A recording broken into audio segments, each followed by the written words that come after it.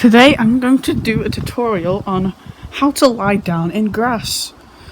After seeing that how to pull a chair out from under a table tutorial, you're probably wondering how exactly do you lie down in grass?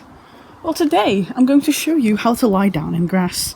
What you do, right, is you go outside into the garden, shoes off for amateurs. Walking barefoot is healthy. I'm going to lie down on the grass now. So what you do is you lie down the same way that you would while sleeping in a bed. But I'm going to lie down on my belly because I can.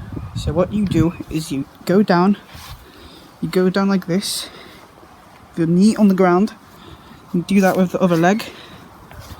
And then you just slowly go to the ground. And you've done it.